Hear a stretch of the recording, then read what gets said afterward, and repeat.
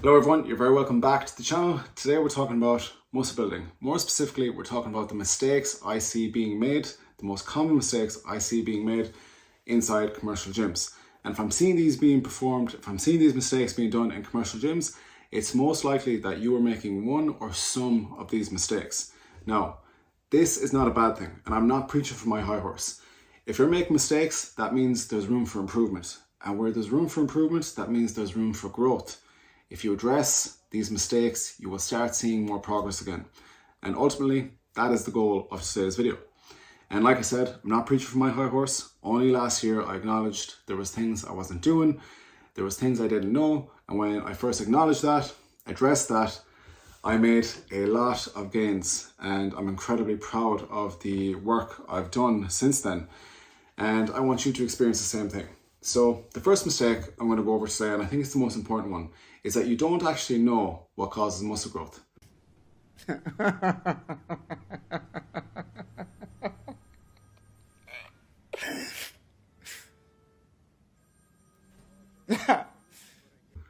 Lifting weights, but is it shocking muscle?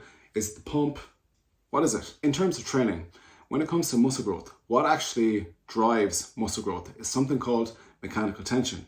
Mechanical tension is basically the amount of force or muscle fibers produce when we're exercising. And any rep range will work, can achieve varying degrees of mechanical tension. So a 1 rep max might produce a lot of mechanical tension, but then a set of 8 or 12 reps will also produce mechanical tension, maybe not the same amount of tension as a 1 rep max, but you're doing it 8 or 12 times. So you're getting more volume. So there's a little bit of nuance there. We also have to consider that it's a good idea to take our muscles through a full range of motion.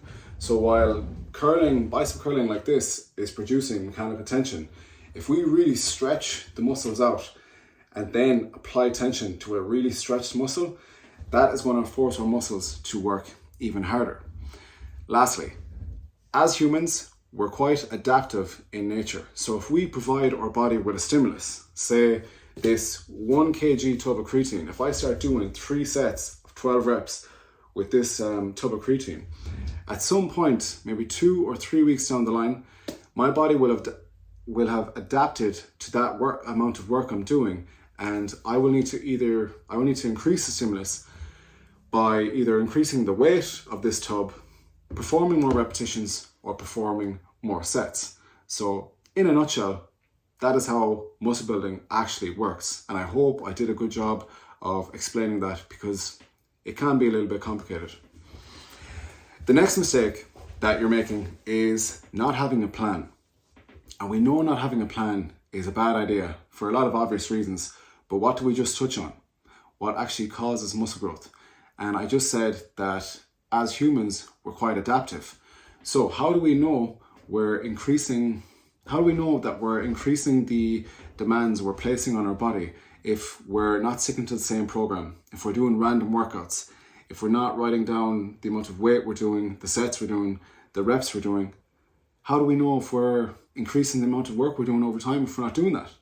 Now, we can get away with that. You absolutely can, but it's not a good idea. And some of the best physiques in the world, these people all do this. Aside from the outliers, there's people with really good genetics, there's people who take steroids, but most likely you are not an outlier, because you wouldn't be watching this video. If you are, welcome. Don't know why you're here.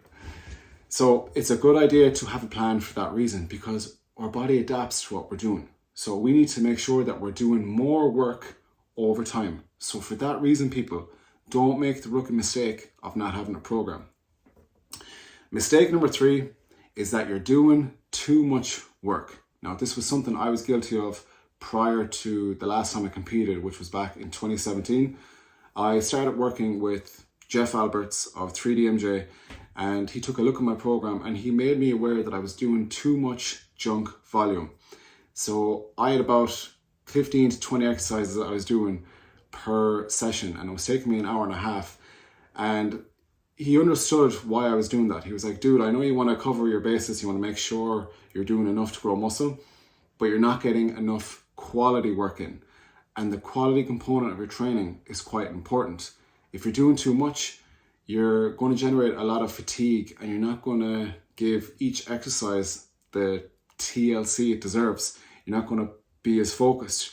You're not going to be as present. You're not going to give it as much effort. You're going to find it harder to progress that exercise. So quality work really matters. So for most people, I would say it depends on the session you're doing. It depends on the body part.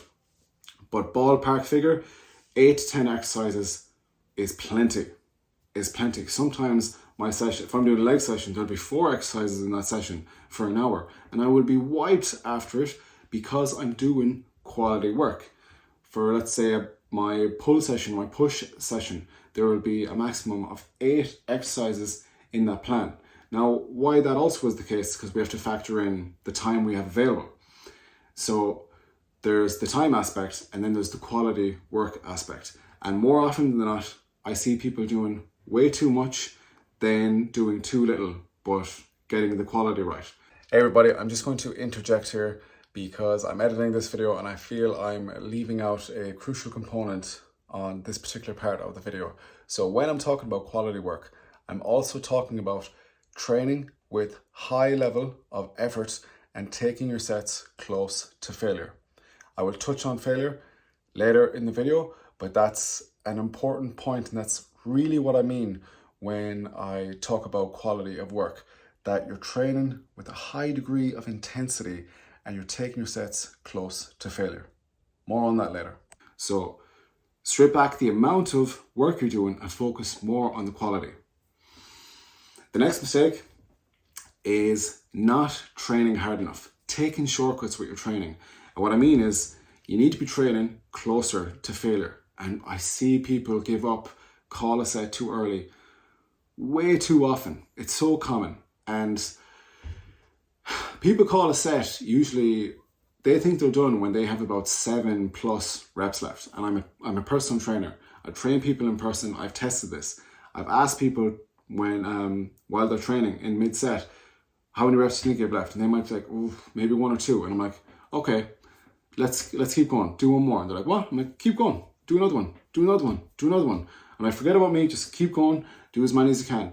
And sometimes they end up getting 5, 6, 7, 8 more repetitions. If training close to failure stimulates muscle growth and you have 8 repetitions left, you're nowhere near failure. And people, again, I'm not talking from my high horse. This is something I still get wrong to this day. I know I was training legs yesterday, and I know there was sets where I didn't train close to failure because it's a very hard thing to do. So if I'm as experienced as I am, I'm very self-aware when I'm training and observant. If I'm making these mistakes, it's most likely that you are as well. So test yourself a little bit more here in this department. You should get to the point where anyone else would quit, and you're not gonna stop there. No, what are you waiting for? Do it! Stop taking shortcuts. And it's not just training close to failure. Taking shortcuts comes in many forms when it comes to training, such as cutting corners when it comes to range of motion and being distracted when you're lifting. Don't be looking around mid-set or trying to listen into someone's conversation mid-set. Do that after the set is over, in between sets, that's fine. But don't do it mid-set. I called out one of my clients yesterday. One of my girls was doing a tricep extension and she was looking over her shoulder, looking at what the other trainer was doing. I was like, hey, what's that? I was like, focus on what you're doing. And afterwards she started laughing because she knew I was right. I was like, you can do that shit in between sets. Don't do it while you're training. That's a big mistake I see as well. Give your sets all your attention, be very present, focus on the muscle that's working, and be in tune with how close or far away you are from failure. A good way of knowing you're training close to failure is that your rep speed starts to slow down. So here's a tip for you. Put your phone down and record yourself training and see, does your rep speed start to slow towards the end of your set? If it doesn't, that means you're not as close to failure as you think. If it does start to slow down, good, you're getting really close. If it starts to go really slow, really grindy, Excellent. That tells me you've like 1 or 2 more reps left in the tank. That is a good place to be, and that's how you know you're training close to failure. I know what I have to do, but I don't know if I have the strength to do it. Just do it! Yes, you can! The last mistake, guys, is not training with enough aggression. So nowadays, I'm seeing people lift with pretty decent technique. It's more common now to see people lifting with good technique compared to 10 years ago in the gym. You would see a lot of like flailing weights around. I think while that's still present, it's not as big of a thing now in comparison to people who are trying to maintain really good technique. So that's good. I think that's a good thing for the lifting community as a whole. But as a byproduct of trying to lift with really good technique, I'm seeing people not train with enough aggression, with enough intent. Remember, we're trying to really push our bodies and stimulate muscle growth. So we need to be lifting weights that are challenging. So good technique with light weights, it doesn't really matter. Now, good technique with a heavy load, that's where the magic is at. So while you're going deep, let's use a dumbbell bench press example, while you're controlling, that's good, and going super deep with nice stretch, that's good. I want to see a strong push. I want the aggression coming out of the hole, so to speak, and really strong. You want to be lifting a weight that forces that rep speed to slow down. And in order to lift a weight that is that challenging and that heavy, you need to be fucking trying to push hard. And that's something that I think is lacking in a lot of people's lifting. Because again, I'm looking around and I'm not seeing the desire in a lot of people to really try and push themselves. So that's probably another mistake. That's another mistake I'm seeing, is not having enough aggression when you're training. They're the mistakes I want to cover today, guys. They're some of the most common things I see being done in a commercial gym, and there's some pretty bad mistakes to be making. I think if you address those areas, I think you're going to be golden. And it's a matter of not just doing this, not watching this video and bearing these things in mind for like your next few sessions. You have to keep doing this every session, week in, week out. Do it! There will be good days and bad days, but this is something you have to apply to your training constantly. Like every time I go into the gym, this is like I'm trying to apply myself as much as I can. That is the video. I won't take up too much of your time.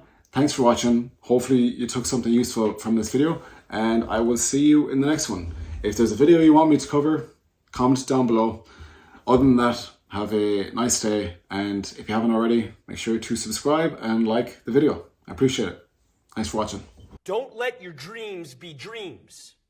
Yesterday, you said tomorrow. So just do it! Make your dreams come true! Just do it!